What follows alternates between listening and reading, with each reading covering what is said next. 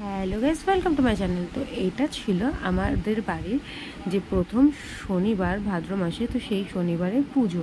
তো প্রত্যেকবারই হয়, তোমরা আগের বারও দেখেছো। তো দেখো এখানে সমস্ত কিছু গোছানো কমপ্লিট। তো প্রথমে বাড়িতে নারায়ণ পুজো হয়েছিল, তারপরে বাড়ির পুজো হয়েছিল। তো ঘরের মধ্যে যেহেতু নারায়ণ পুজো হবে, তো সেই কারণের জন্য ঠাকুরমশাই দুপুরবেলা 3টের সময় চলে এসেছিলো। তো সবাই পুজোর জায়গায় সুন্দর করে মোমবাতি ধূপকাঠি জ্বালিয়ে নিল, দিয়ে তারপরে পুজোটা শুরু হলো।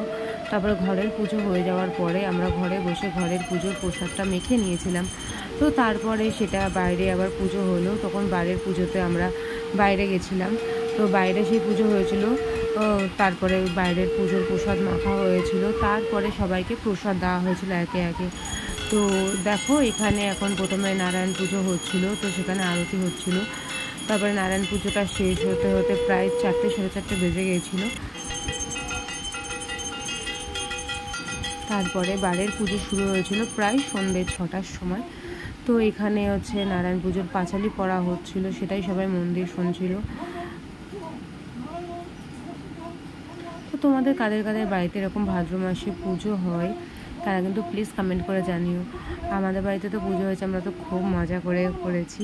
তো তারপরে দেখো সন্ধ্যাবেলা হয়ে যাওয়ার পরে 6টার পরে নাকি ব্রাহ্মণ বলে সূর্যাস্তের পরে নাকি বাড়ির পুজোতে বসতে হয়। তো সেই কারণের জন্য সূর্যাস্ত হওয়ার পরে এখানে সমস্ত কিছু গুছিয়ে তারপরে বাড়ির পুজোতে বসানো হয়েছে। দেখো আমাদের চিকুও চলে এসেছে কিন্তু ঘুম থেকে উঠে। দিয়ে তারপরে এখানে সবাই আবার মোমবাতি ধূপকাঠি জ্বালিয়ে দিচ্ছিল। দিয়ে তারপরে আবার এখানে পুজোটা শুরু হলো। তো তোমরা চলো দেখতে থাকো, আর কেমন লাগলো প্লিজ কমেন্ট করে জানিও।